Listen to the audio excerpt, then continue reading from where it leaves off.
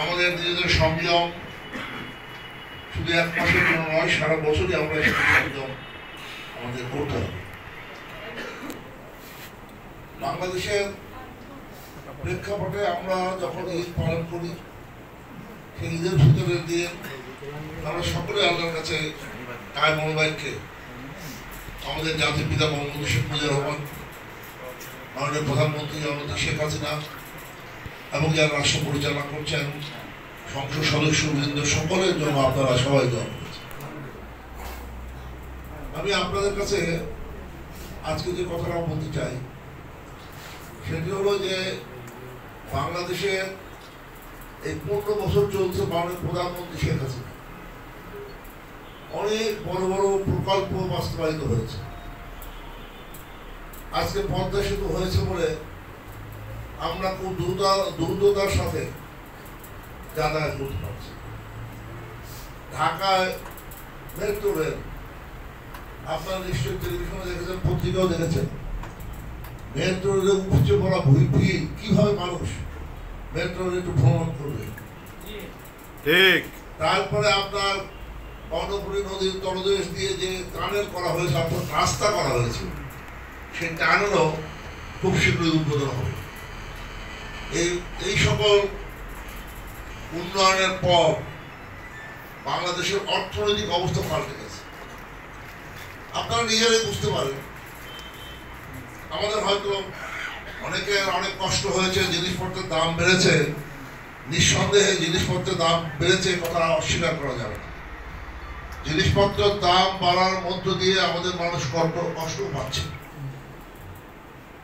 বিরোধী দল বলে জিনিসপত্রের দাম বেড়েছে, তারা যেটা বলতে চায় সরকারের কারণে দাম বেড়েছে।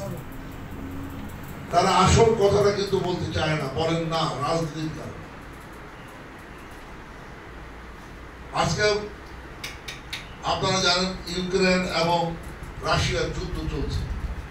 ইউক্রেন এবং রাশিয়ার থেকে আমাদের অনেক জিনিস আমদানি করতে হয়, তেল আমদানি করতে হয়, গম ভুট্টা আমদানি করতে হয়, এই ধরনের অনেক জিনিস আমাদের আমদানি করতে হয়, সেগুলো দাম বেড়ে গেছে। তেলের দাম বেড়ে গেছে, রাশিয়ার থেকে আমরা তেল আমদানি করি, সৌদি আরব থেকে তেল আমদানি করি। এই তেল আমদানি তো আমার দাম বেড়ে গেছে। যে সকল প্রকল্প বাস্তবায়িত হয়েছে তার মধ্যে আরেকটি হলো আমাদের বিদ্যুৎ।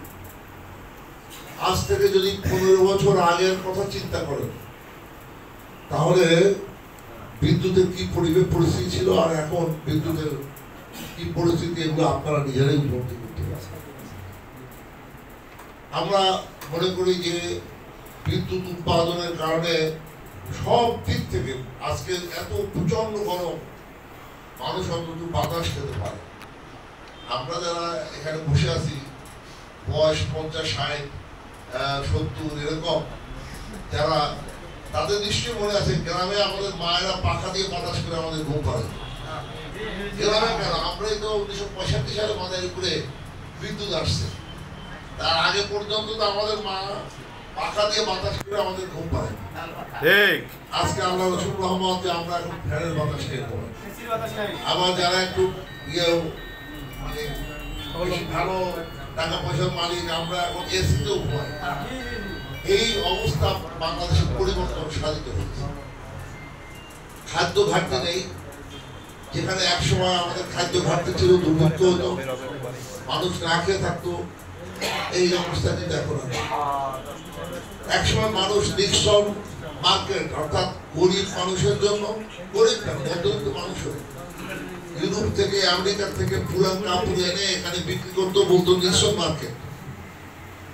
সেই নিঃসব মার্কেট এখন আর নেই। এখন আমার দেশের মানুষ পুরান কাপড় আর পরতে চায় না। আপনি একটা ভিক্ষুককে আপনার বাড়ির একটা পুরান কাপড় দিয়ে সে দেবে না, নতুন কাপড়। মানুষের মানে অবস্থাও পাল্টে যাচ্ছে। এই পরিস্থিতি যারা উপলব্ধি করতে পেরেও মানুষের সামনে তুলে ধরে না, তারা আসলে নিজেদের সঙ্গে প্রতারণা করছেন, জনগণের সঙ্গে প্রতারণা করছেন। ঠিক। এই পরিস্থিতি যদি আজকে শেখ হাসিনা ক্ষমতায় না থাকতো তাহলে হতো না। পদ্মা সেতু নিয়ে কত না ঘটনা ঘটে আছে আপনারা জানেন যে আমরা পদ্মা সেতুতে নদীর পাড়ে আমরা মিটিং করেছি পদ্মা নদীর পাড়ে যে পদ্মা সেতু যায় এমনি করে। যাই হোক, আমাদের সময় হয়ে গেছে, আমি বেশি কথা বলতে চাই না। আমরা অনেক মানে এই যে ঈদের সময়, রোজার সময় আমরা সকলে খুব মোটামুটি ভালোই ছিলেন নাকি? কেউ ভালো ছিলেন? এর মধ্যে দিয়ে আমাদের উপলব্ধি করতে হবে যে আমাদের বর্তমান সরকার মাননীয় প্রধানমন্ত্রী শেখ হাসিনা, তিনি আমাদের দেশের এই যে উন্নয়নের জন্য, দেশে যে আজকের এই উন্নতি হয়েছে, এর জন্য কিন্তু আল্লাহ রসিম রহমত এবং শেখ হাসিনার কৃতিত্ব। আল্লাহ যদি রহম না করেন, যত বড়ই লোক হোক কিছু করতে পারবে? কেউ কিছু করতে পারবে। সুতরাং আল্লাহর রহমত কেন বর্ষিত হয়েছে শেখ হাসিনার উপরে? এর মূল কারণটি হলো, আমি আমার ব্যাখ্যায়, যে বিএনপির সময়, জাতীয় পার্টির সময়, জিয়াউর রহমানের সময় বাংলাদেশের উন্নতি হয় নাই কেন? বঙ্গবন্ধুকে যারা হত্যা করলো, ৭১ যারা খুন করলো, ধর্ষণ করলো, খুন এবং ধর্ষণ যদি পাপ হয়, তাহলে যারা খুন ধর্ষণ করেছে ৭১ আর ৭৫, তারা যখন রাষ্ট্র পরিচালনা করেছে, তখন এই দেশে কিন্তু আল্লাহ রহমত বর্ষণ হয়নি।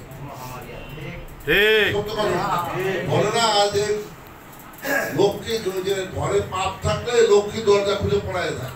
তা আমার দেশে যখন পাপ ছিল তখন তো দিতে হবে কেন?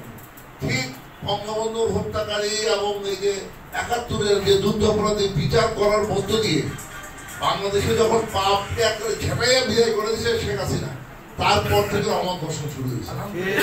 তখন থেকে দেশের উন্নতি শুরু হয়েছে।